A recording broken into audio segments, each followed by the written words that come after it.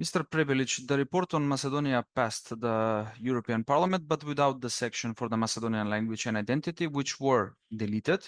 How do you view the vote, and did the parliamentary groups succumb to pressure from Bulgaria? Unfortunately, there was some problems when we talked about the resolution about this and report, of course.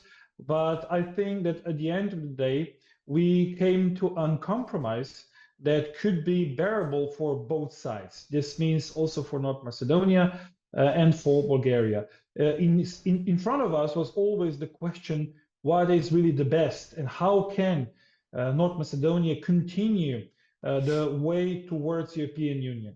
So maybe, of course, for a certain part of population, this deletion that you mentioned would come really hard, but not really, because we understand. So the European Union really understands that identity of North Macedonia exists. You cannot delete that one, and there is no resolution or any kind of report that could challenge that fact. So this is basically the fact we can all agree upon.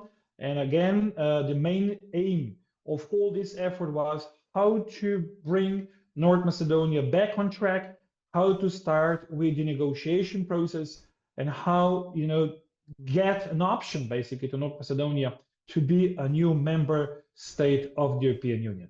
What message do you think is being sent by deleting the language and the identity from the report towards Macedonia and the Macedonian citizens who have been in the European Union's waiting room for 2 decades, and from whom new concessions are now being demanded? So first of all, I think that the process and whatever happened before this time is really unfair when we talk about North Macedonia. I'm a member of our group, so the Greens, who really work hard, you know, to get as soon as possible North Macedonia to the parliament. But as you know, in every democracy, and this also is a case in European Parliament, we have to find a way of, let's say, a certain collaboration, cooperation, and mutual understanding. It's not easy, of course it's not, but this is the only way how we can do the deal. Of course, again, there is no doubt from any side in European Parliament about identity of North Macedonia, about the language of North Macedonia, especially from my side, because we were together in a, let's say, former country before, so there is nothing to talk about. But of course, we tried to remove the obstacle that could be still there if there will be no compromise. So again, we are sending clear message that the next step should be opening the negotiations as soon as possible, but of course also was sending the message to the other side, to the Bulgarians, that this is or was the final step or final limit.